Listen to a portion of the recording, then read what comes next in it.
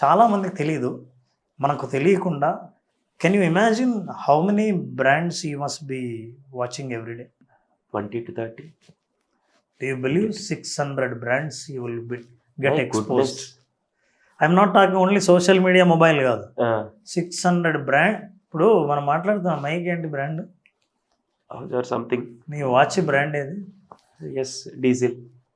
So you have your shirt brand. Right brand. ఇందాక మనం specs గురించి మాట్లాడాం. అవును అది. You talk about the brand Yes. And you come and talk about the company. Vehicle, car and అవన్నీ పెద్ద బ్రాండ్లే ఎక్కర్లే. Yeah. నేమ్స్, ప్రోడక్ట్స్ ఇవన్నీ యు ఆర్ గెటింగ్ ఎక్స్పోజ్డ్.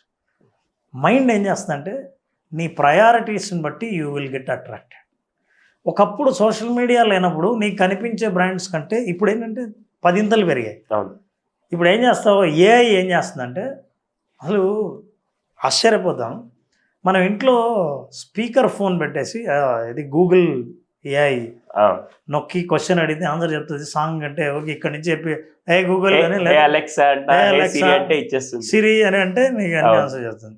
ఇదే నీకు తెలుసు కదా, మనం మాట్లాడుతుంటాం కదా, మర్చిపోయి మొన్న నేను డబ్బులు ఇన్వెస్ట్ చేద్దామని అక్కడ చేశానని సిరి ఇంటుంది మొత్తం.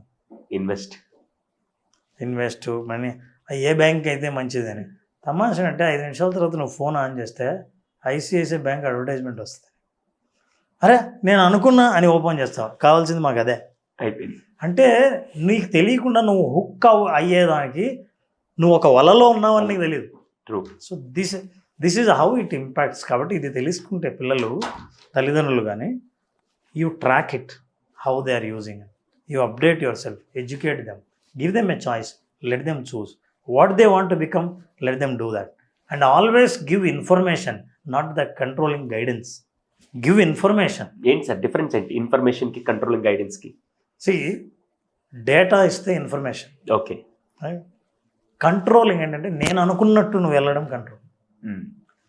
గైడెన్స్ ఏంటంటే if they ask you answer, that's a guidance.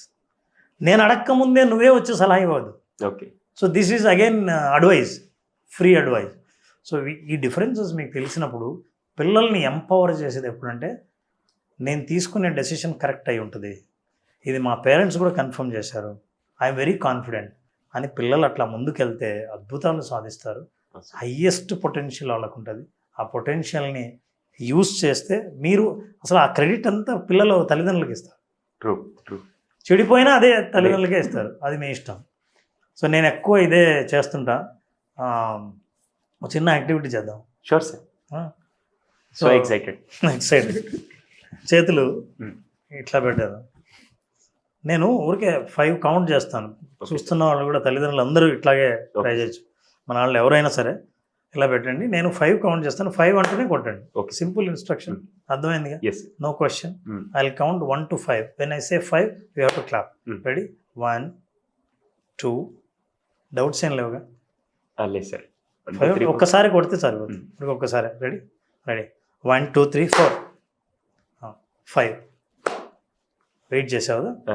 ఇప్పుడు నేను 4 అని నేను ఇట్లా కొట్టాను కదా. ఇది పేరెంట్. కిడ్ ఏం చేస్తాడంటే మీరేం చెప్పారో కాదు, మీరేం చేశారో కొట్టేస్తాను. మీరు ఇన్ని రోజులు చెప్పేది ప్రీచింగ్ మాకు అక్కర్లే. What you practise is very important. నేను 4 చెప్తూనే యూ హ్యావ్ గాట్ వచ్చింది. నేను మళ్ళీ అలర్ట్, ఎందుకంటే మీరు అన్నిసార్లు అడిగారు కాబట్టి నేను అలర్ట్ అయ్యా. మామూలుగా జనరల్ గా సుధీర్ 5 కొట్టంటే మీరు 4 అనగా నేనే కొట్టేసాను. ఎందుకంటే మిమ్మల్ని చూస్తున్నాను. మీరు ఎప్పుడైతే అన్ని జాగ్రత్తలు నా కాన్షియస్ అంతా ఇలా పెట్టుకొని ఆగాను నేను.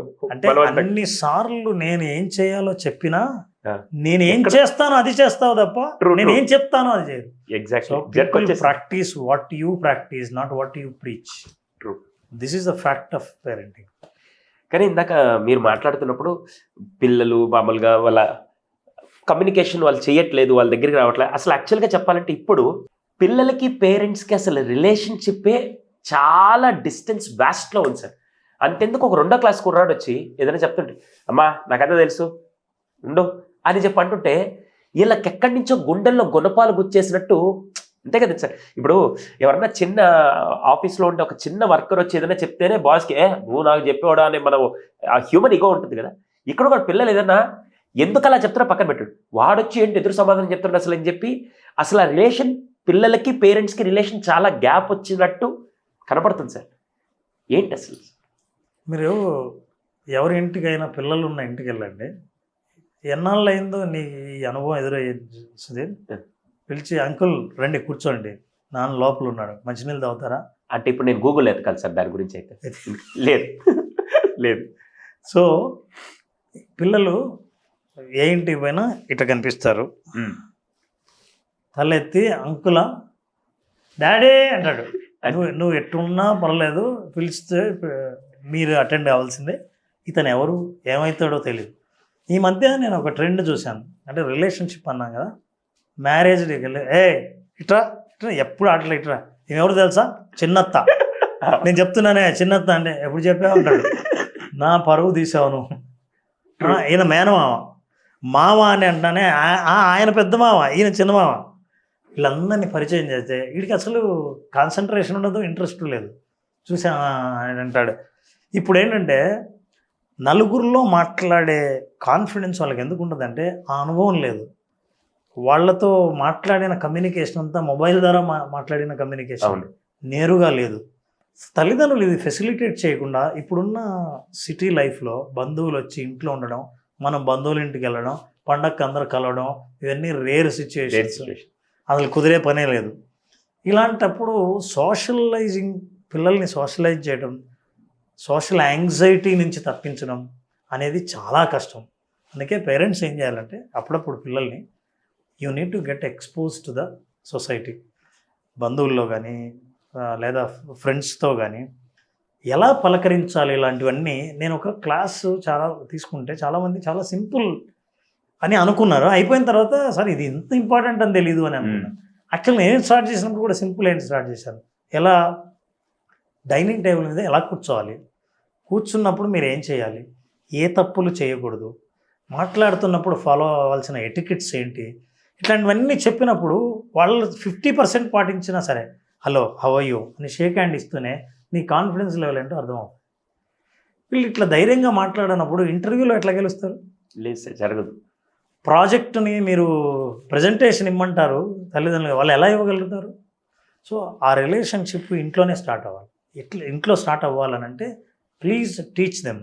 పిల్లలే ఉండగానే ఇతరులను ఎట్లా మర్యాద చేయాలని టీచ్ చేయాలంటే మీరు మర్యాద చేసి చూడాలి. మీరు చేయండి, మీరు ప్రాక్టీస్ చేయండి. పొద్దున్నే తెల్లవారుజామున లేచి మీరు యోగా చేస్తుండగా యోగా చేయ చెప్పక్కర్లే, మీరు ఇట్లా వంగుతుంటే పిల్లవాడు కూడా లేచి ఇట్లా వంగడానికి ట్రై చేస్తాడు, కాపీ చేస్తాడు. ఏం చెప్పక్కర్లే, ఇమిటేట్ చేస్తే యోగా చేయడం మొదలు పెడతాడు. మీరు మళ్ళీ ఏం మాట్లాడక్కర్లే, చూస్తుండండి. మళ్ళీ ఇప్పుడు యోగా అయిపోతేనే ఒక పుస్తకం తీసుకొని ఊరికే కూర్చోండి, హోంవర్క్ రాయడం మొదలు పెడతాడు. తెలియదు కానీ ఇమిటేషన్ అంతే. మీరు ఏం అవ్వాలని అనుకుంటున్నారో మీరు అది అవ్వండి, పిల్లలు అలాగే తయారవుతారు. రిలేషన్షిప్ ఎలా బిల్డ్ చేయాలని అనుకుంటున్నారో first you show it. Don't expect love, give love, you will get love. But you think you demand love, you will never get it. అది that will be distributed outside, నీకు మాత్రం demand చేస్తాడు.